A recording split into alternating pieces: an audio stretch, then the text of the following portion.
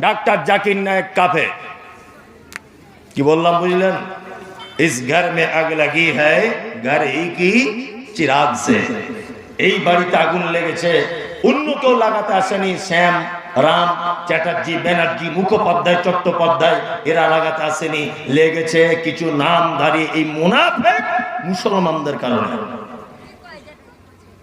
যত জায়গাতে ক্ষতি হয়েছে কি বললাম বুঝলেন লোকমান হাকিম যে কথা বলতে বলতে আপনাদের এখানে এসেছি এত দূর পর্যন্ত পৌঁছে গেলাম আমি সেই লোকমান হাকিম তার বেটাকে কয়েকটা শিক্ষা দিচ্ছেন একটু পানি আছে কি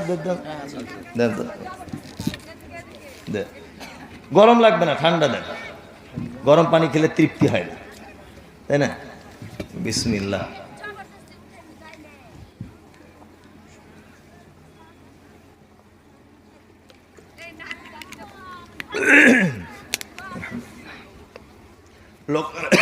লোকমান হাকিম তার বেটাকে কয়েকটা শিক্ষা দিয়েছেন আমি কি সেই শিক্ষাগুলো আপনাদেরকে বলবো আপনারা বাড়িতে গিয়ে আপনার স্ত্রী আপনার বেটা বেটিকে এই কথাগুলি বলে দেবেন ইনশাআল্লাহ কারা কারা বলবেন দায়িত্ব সহকারে হাত তুলুন দায়িত্ব সহকারে বক্তব্যের সঙ্গে যেন মুনাফিকি না হয় ইনশাআল্লাহ বলে দেব বাড়িতে ইনশাআল্লাহ ইনশাআল্লাহ লোকমান হাকিম সর্বপ্রথম তার বেটাকে বলছেন কি وَإِذْ قَالَ لُقْمَانُ لِابْنِهِ وَهُوَ يَعِظُهُ يَا بُنَيَّ لَا تُشْرِكْ بِاللَّهِ إِنَّ الشِّرْكَ لَظُلْمٌ عَظِيمٌ লোকমান হাকিম আল্লাহ এর এই শিক্ষাটাকে এত পছন্দ করেছে যে আল্লাহ লোকমান হাকিম তার বেটাকে উপদেশ দিচ্ছে সেই উপদেশটা কোরআন মাজিদে নোট করে দিয়ে বলেছেন লোকমান হাকিম প্রথম উপদেশ দিচ্ছেন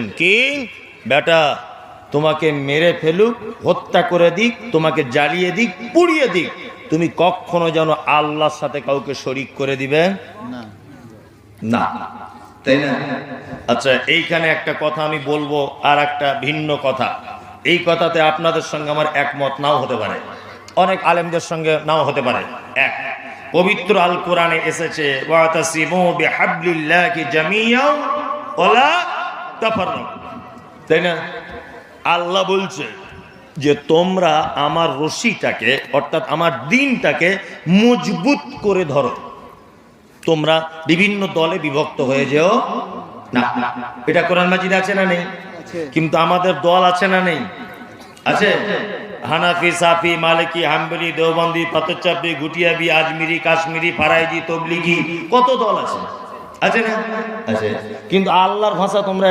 একতাবদ্ধ হও এখন ঘটনা হচ্ছে যে আমরা এই একতাটা আল্লাহ যে হতে বলছেন কিভাবে হব কিভাবে কেমন ভাবে হব আমরা বিভিন্ন দলে তো বিভক্ত হয়ে যাচ্ছি না একতাবদ্ধ হবেন কেমন করে একতাবদ্ধ হবেন কেমন করে একতাবদ্ধ হবেন কার সাথে যারা তৌহিদের পক্ষে তাদের সাথে একতাবদ্ধ হতে হবে যারা তৌহিদের বিপক্ষে তাদেরকে আমি মুমতাজুল ইসলাম মুসলিম বলে মনে করি না যারা তৌহিদের পক্ষে তারা মুসলিম যারা তৌহিদের বিপক্ষে এরা মুসলিম নয় এরা নামধারী খাতা কলমে মুসলিম হতে পারে কিন্তু আল্লাহর দরবারে তারা মুসলিম এই যে আল্লাহ তাওহীদ এক আল্লাহকে এক সমস্ত ব্যাপারের ক্ষমতা কার আল্লাহ তাই না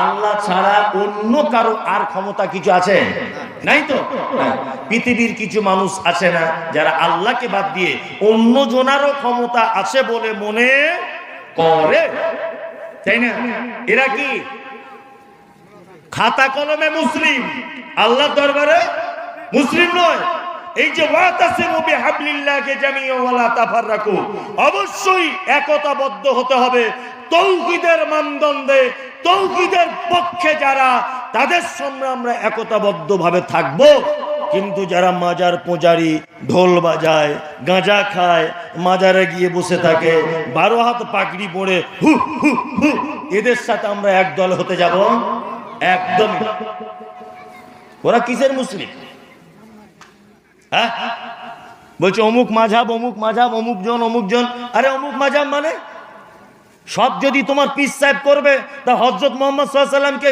কি করতে পাঠানো হয়েছিল পৃথিবীতে? হ্যাঁ, আল্লাহর নবী সাল্লাল্লাহু আলাইহি ওয়াসাল্লাম কি বলছে না বলছে এটা দেখার নাই। ওদের দেখার হচ্ছে ইমাম আবু হানিফা কি বলেছে, আমার বড় পীর কি বলেছে, আমার ছোট পীর কি বলেছে, আমার মেজো পীর কি বলেছে। তোমার পীরের চামড়া তুলে দিব, পাছার চামড়া, বিয়াদব কোথাকারে। হযরত মুহাম্মদ সাল্লাল্লাহু আলাইহি ওয়াসাল্লামকে দিয়ে আল্লাহ তাআলা বলছেন, আল ইয়াউমা আকমালতু লাকুম দীনাকুম ওয়া আতমামতু আলাইকুম নি'মাতি ওয়া রাযীতু লাকুমুল ইসলাম দীনা। মুহাম্মদ সাল্লাল্লাহু আলাইহি ওয়াসাল্লাম, আপনাকে দিয়ে ইসলাম পরিপূর্ণ করে দেওয়া হয়েছে। কোনো মায়ের বেটার ক্ষমতা নেই এতে চুল পরিমাণ কিছু ঢোকাবে আর চুল পরিমাণ কিছু বার করবে। কারো ক্ষমতা আছে? আছে? নাই। কিন্তু এ বলছে মুহাম্মদ সাল্লাল্লাহু আলাইহি ওয়াসাল্লাম বলুক না বলুক, ইমাম আবু হানিফা তো বলেছে। আর গাধা তো দেখেছি সাংঘাতিক ইন্টারন্যাশনাল গাধা। বক্তব্য দিতে এসেছে, 4 বার নবীজির নাম বল, 10 বার নবীর নামটা বল। কোনো কারণে ও নবীর নাম যত বলছে তার থেকে বেশি বলছে বড় হুজুর, বড় পীর, আলা হজরত। এখন আবার একটা ভণ্ডরা বার হয়েছে আলা হজরত, আলা হজরত পার্টি। এই ঝাড়খণ্ডের দিকে একটা বার হয়েছে বড় পাগড়ি পরে, ও দেখবেন প্রত্যেক ভিডিওতে মমতাজুল ইসলাম আর মমতাজুল ইসলাম, তাই না? এ আর এক গাঁজাখোর, ও বলছে মমতাজুল ইসলাম বলেছে মাজার ভেঙে দিতে হবে, আমরা মাজার তৈরি করার পক্ষে। আমি বলছি তোর বইয়েরও মাজার কর আর তোরও কর, তোর বাপেরও কর, তাতে কি আছে? তো শাশুড়িরও মাজার কর, কোনো আমাদের দরকার নেই। তো দেখা আমরা দেখতে গেছি না, তোর ব্যাপারে আমরা হিসাব করি না, ভাবি। তোর কথা মুখে আনলে অজু ভেঙে যাবে, ওই জন্য তোর নাম করি না। ওই ঝাড়খণ্ডে বাড়ি, এত বড় শয়তান ইবলিশের মতো, বলছে আমরা মাজার তৈরি করি, আর মমতাজুল ইসলাম মাজার ভাঙার লোক। কি বললাম? আমার যদি মোটামুটি সেরকম পাওয়ার থাকতো না, তো আমি মমতা ব্যানার্জিকে একবার বলতাম সত্যি যে আপনি পশ্চিমবাংলার অনেক উন্নয়ন করেছেন, অনেক উন্নয়ন। কি উন্নয়ন? সবুজ সাথী দিয়েছেন, আবার কালো সাথী, পরিষ্কার সাথী, এটা ওটা অনেক সাথী দিয়েছেন, পায়খানা ঘর দিয়েছেন, থাকার ঘর দিয়েছেন, রাস্তার উন্নয়ন করেছেন, কবরস্থান ঘিরেছেন, অনেক কিছু করেছেন। সত্যি রায়গঞ্জ এলাকাতে, আর নয় মালদাতে, আর নয় বহরমপুরে, এই 3টে জায়গাতে একটা বড় পাগলা গারদখানা খুলুন, এই কিছু এই পীর ফকিরের হুজুরদের এখানে ভরে রাখার জন্য। তাছাড়া সমাজের 12টা বাজিয়ে দিবে। কি হয়েছে বুঝতে পারছেন না?